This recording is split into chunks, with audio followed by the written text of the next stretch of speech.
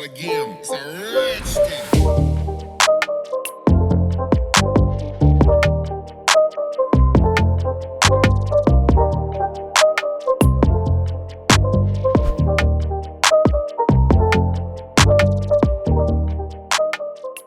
What's up, everybody?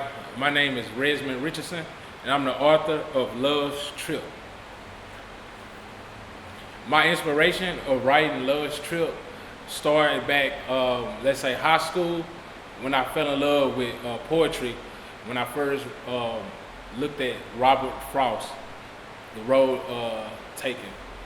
Then I noticed when I was cleaning out the garage, I had found something all the way from 4th grade where I had got an A on it, and it was a piece of writing where I just told the class my outing at TGI Fridays.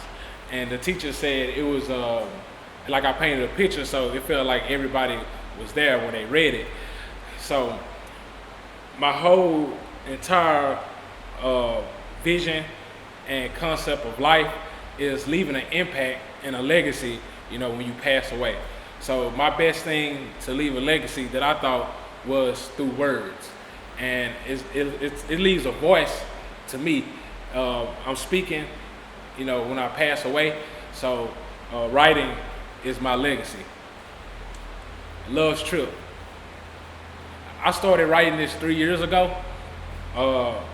It started off as just poetry book. Then I added short stories and also quotes that I live by. And it's called the 13%. I know a lot of people reading the book was like, why he stopped at 13%? The reason I stopped at 13 is because I want a Love's Trip 2, a Love's Trip 3, 4, all the way until I reach 100%. So that's my whole vision behind that. And it's quotes you probably didn't heard of, but I just remixed it and rewrote them into words that you can relate to and that I can relate to, coming from the background I came from. Like I say, this was a book that meant, a lot to me once I came out with it, because like I said, it did take me 3 years to write it. But, like I tell people all the time, just put it out there. Nothing can never be too perfect. So you just got to do it. Don't stop, won't stop, and never stop. Those 3 things you will manifest in the world. Love's Trip whole mission was to say that you have to love yourself first before you can love anybody. So I know a lot of people, when they see the cover, they see these 2 people holding hands walking in a little garden heading to the barn. I came up with that whole concept because I wanted people to look at it like, okay, Love's Trip is gonna be about, a man and a woman. But when you start reading it, it's really about yourself. Then you can move on to loving somebody else, as much as you love yourself. Because like I say, if you don't love yourself, how can I love somebody else? So it gotta be genuine. The next thing is I came up with these bookmarks. It has my slogan I came up with: be you and be free. So 100% always be yourself, with your personality, your character, be original, and be free by living your life. No limits. I'm a big, huge advocate of no limitations on your life.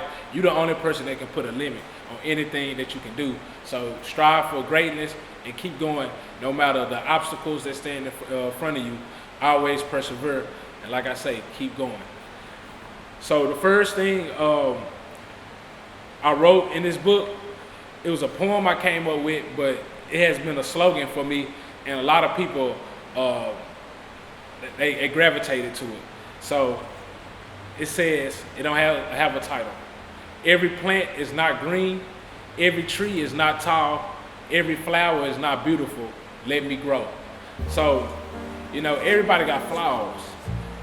Everybody got something that they don't necessarily like about themselves, but once you love that about yourself, then nothing can stop you. And that's even goes into a relationship. Once you love the flaws of somebody else, then nothing else can get in between you and that person. So that's the whole thing. Loving yourself so you can be able to grow to your potential and reach higher levels that you never thought you can reach before. Also in the book, I got illustrations. As you can see, it's like 8 or 9 of them. 6 or 7 came from Lakeem Wilson. 3 of them came from Tuck the Float. And I also have a couple of pictures that came from Carlton Jones. So my whole mindset is nothing but creativity and art. So that's why when you read the book, it say creative works. It just don't say written by, or it just don't say by. Because I want you to pick up my book and grasp it, and you can be any type of art form you love. You'll love this book, from writing to art, paintings to pictures. I got it all. So the next thing I'm gonna do, I'm gonna read a couple of my poems to you. The first one I'm gonna read, it doesn't have a title, and it's very, very short. So with this one, I want you to let me know what you think about it. No title. All the times I ask myself in the mirror what I need to do to keep you happy, and I forgot about making me happy, which I know I have to do first. So that's the whole concept of loving yourself. All right, the next poem I'm gonna write is called Through the Grasslands. I wiggle between the tall grass to follow the drum beat. The closer I get to the noise, the further it escapes. The beat is in my head, so I knew I had a problem. The grass squeezing my breath, causing me to lose my mind. I heard it again and again. It's time to end this noise. I look around for a weapon. As I search, I find the beat maker. Standing by the plants to ensure the safety from an unwanted animal, she was calling for me. Her chest was just enough, her back was just enough. First part got my attention was the beat of her heart. So with that whole poem, I'm trying to imagine that we in the forest, and I keep hearing this noise, and I see this beautiful girl. But the first thing I notice is the beat of her heart, and not her body, not her physical features, but what's inside of her. So I try to paint the picture of you going through this little forest, and you trying to find what this noise is. Then you come to see these weapons on the grass, and you're trying to kill yourself because you haven't found no one to love you. So you finally found somebody when you heard that beat, and you heard it's in heart, so you know it was genuine to maximize that love. All right, the next one is called Jump. Time flies, so does life. Every second, every minute, every hour, do something. The hand never stops and life keeps going. My fear of wasting time ponders in my head, the tingling feeling that rushes through my spine. Enjoy the moment to live and jump, not looking back at what could have been and surging towards what can be. And that's called Jump. This one is probably one of my favorites because it's about living in the moment. So living in the now. Not worrying about your past, not worrying about your future, because if you look at it, the things that we live through and the things we capture is the moment. So once you look back on the past, you're like, I was in that moment, so I want you to cherish the moment you live now. And also, whatever you go through and whatever you want to do, just jump and do it.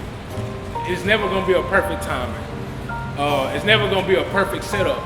So once you jump, then as you go along, everything will fall in place. Like, you live through your experiences. So through your failures are all experiences. So just jump and do it. Don't waste no time. The next one is called Ghost Home. I stare closely in the empty hallway. It used to be lit, not just during the day. This was many long winters ago when we used to cuddle for the snow. Our colorful lust was black, white, and gray. In the distance, there's where a crop. Like I miss you when something died. I used to not pay it any attention, but it kept coming from another dimension. I closed my ears until it passed by. The road wasn't connected to the home, so it was very secluded and left alone. Follow the sweet smell of pumpkin pie while your mouth water and your eyes spot on the beautiful castle out of robust stone. Our palace was deserted, and it stand by itself, obscene, lonely, and bland. Time was out, and she left me to hang. Never again, I used to sing.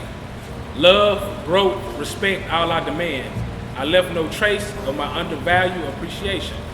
To see her lips respond for the duration of a kiss that was long overdue.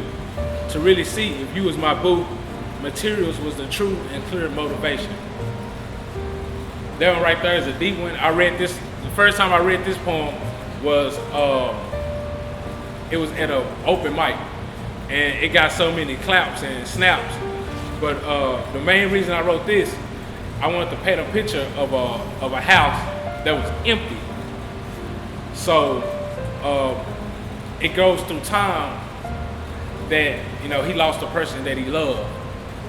So everything they had built up had went to waste, and now the whole house was empty.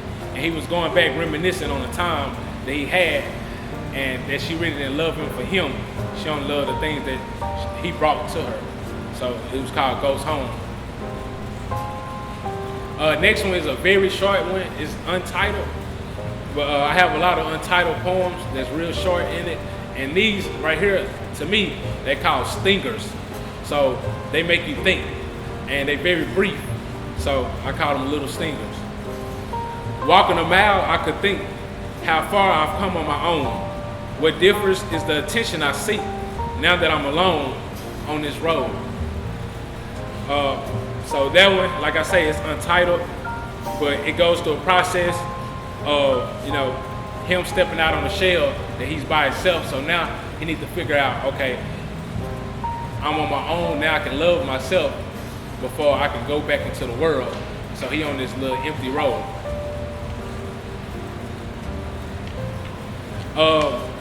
I'm gonna read one more poem, then I'm gonna read a couple of my percentages.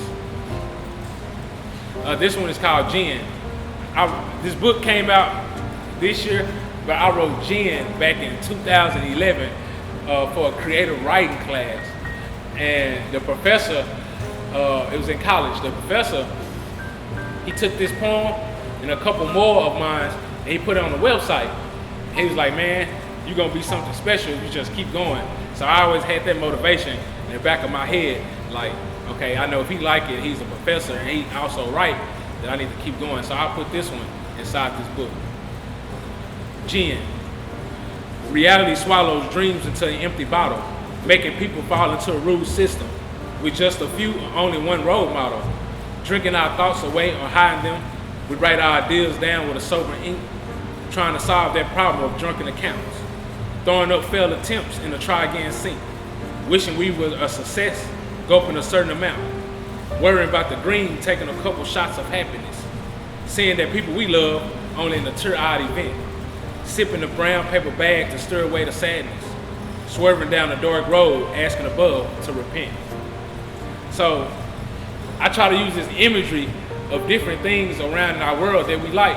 So I use alcohol, gin. So the whole process is the things we try to do, sometimes we fail at, but you gotta keep going. And the only times, you know, me as speaking as a black community, the only time we get together is when something bad or something sad happens. And we have to flip that and start getting together when good things are going on, when we are happy. You know, just we can get together as a community and we have to start doing things out in the community. So that was one of my biggest poems that I love from, like I say, from 2011. Now I'm going to read some of my percents that I got. 3%, it says, patience and balance will take me a long way. You have to balance a lot of stuff. I know, speaking from, you know, just like if I'm a creator, right? So I also have a 9-to-5 job. So you got to find that balance of what you do at work and how you gonna do the same thing in your creative ways. So I know a lot of people say, man, I can't work and do this, I can't do this and work. You can, you just gotta find a balance. That's it. Find a way that makes both things happen. You don't wanna work your whole life though. You know what I'm saying? You wanna find something that you love doing that you can get out of that, working for somebody else and start working for yourself. I definitely say that for sure. 5%. Sometimes I have to help fix someone else's plate to see what's best for my plate. This one goes over a lot of people's head. I know people's like, man, you doing something for somebody else, but sometimes you helping somebody else, you really see the true color of your character. And it sometimes it resonates and it hits a certain trigger in your head, like, okay, I need to start doing this, after you help that person. Like, I can't really explain it, but if you know it, you know it. I'm gonna read one more percent. It's in the back of the book. 12%. Love is in the air. You just have to get up, grab it, or keep jumping for it. That's one of the truths. I'm reading it again. Love is in the air. You just have to get up, grab it, or keep jumping for it. Just because your first relationship was a failure don't mean it's nobody out there for you. You gotta keep going. You gotta keep being out there. Just don't give up. Don't go into. I know we all get depressed sometimes, but you gotta break out the depression, and you gotta stand up with your chest out, put a smile on your face. You can make yourself happy. I promise you can. Now I'm gonna end with this. This is the 13%, the last one. One of my favorites that I came up with. Today is mine, yesterday is gone, and tomorrow has yet to come. What I do today sets up for tomorrow and is a progression from yesterday. I will stay consistent towards the aim of my purpose. I will not give up. I will rise. I will prosper. That's one of my favorite ones because it says a lot just in one quote. Like I say, you have to live in the now. Everything you do right now sets you up for the future. So you have to live in the moment, enjoy your moment. Don't say, okay, I'm saying enjoy your moment and live now, not saying don't write your goals down. Yeah, write your goals down and set them for the future. But at the same time, you have to be happy and you have to sit down because life is so short. And you have to be, live your best moment and remember your moment. So those are my 13%. I also have a couple of short stories in here. One is called Brown, Orange, and Green. That's gonna be a famous one. I want y'all to keep out for that one because we're gonna do something special for that one. And one of my favorite ones is called The Dark King. A lot of people wanted me to do this separately and do its own book. But once you read it, it's gonna have a part. It's gonna have a part 2 to it. So that's gonna be in my further book, Love Trip 2, coming out. The Dark King. It's a dedication to my cousin, R.I.P. Louis Armstead. I felt that the way he dressed up, the way he carried himself, he was a king in my eyes, and some of my brother and my cousins, my sister. He was a king to us. So I wrote that one for him, but it got a great twist to it. So I want y'all to read that one. Most of my short stories not gonna end on a happy note. Most of them gonna end like, dang, this crazy. Because I want you to sit and think about like what's happening, what's going on. So once you get the book and you read The Dark King, I promise it has a twist for you at the end. Most people ask me what's next. My next project, well, I'm still pushing this one. This just came out in March. Still pushing this one, always, every day. But my next project is gonna drop in 2021. I'm not gonna tell you the title.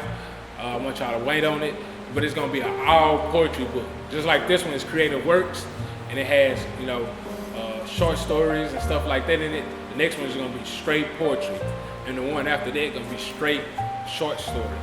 So I want y'all to go cop this book, Love's Trip. You will find a lot about it and about yourself, because like I say, the quotes in there is about loving yourself. Some of the poetry in there is about loving yourself.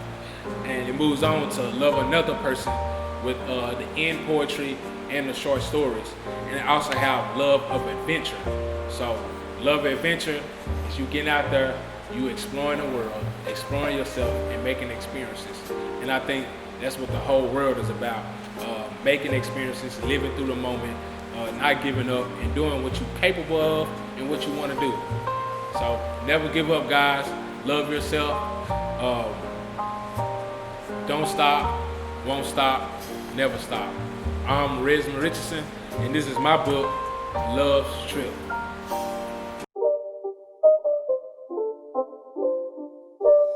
It's not a game, it's a rich thing.